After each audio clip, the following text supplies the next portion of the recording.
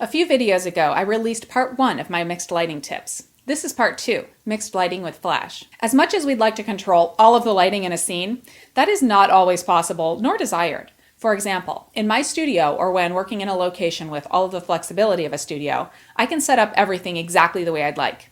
If I'm shooting for fun or in a photojournalistic capacity, I don't have the luxury, time, or necessarily desire to control all of the lighting. Many of you as well want to go with the flow and shoot with what is occurring around you. When you're doing this with flash, you may be adding mixed lighting to the situation, or an additional light in an already mixed situation. Let's talk about what this means and what you can do. For starters, your flash, either a pop-up flash or a speed light like this one or this one, are daylight balanced. This means that they will approximate the same color temperature as the midday sun. This can be a good thing or a bad thing depending on the situation. If I'm outside, this is great. We have the sun up there and my speed light here. However, it's late in the day and the sun is producing nice warm tones. My flash might come across a cool blue in comparison.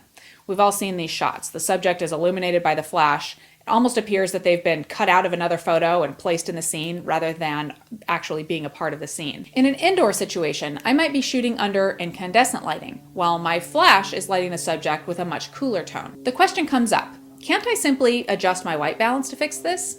Not so fast. You get one choice for white balance in the camera. You can set it for the flash, but then the background tones may be way off. Or you could set it for the ambient light, but this means that the light from your flash may be off tone. You can shoot gray cards all day long, but if your lighting is mixed, your results will be mixed. So what's the solution? There is no one solution, especially if you're shooting flash in an already mixed scene. But what you can do is use a flash gel to match the light coming from your flash to the color temperature of the ambient lighting. Some flashes ship with gels like these, and some of the latest have gels integrated into the unit itself, which is amazingly handy. For example, if I'm shooting indoors under yellowish incandescent lights, I can set my white balance to incandescent. Normally, this would make a naked flash look very blue. But if I get the flash to appear incandescent, the ambient light and the light from the flash will match. Whether you're shooting under fluorescent, incandescent, or other types of lighting, there's normally a gel for the situation. Can it be more complicated than this? Sure. If you're shooting an event in a large space, you may be under a mix of sodium halide, fluorescent, and incandescent lighting. To compound that, you may need to make fast decisions, and as you move around, the lighting seen around you can be changing from second to second. At that point, working with different gels can be counterproductive, and the best thing may be simply just to get the shot.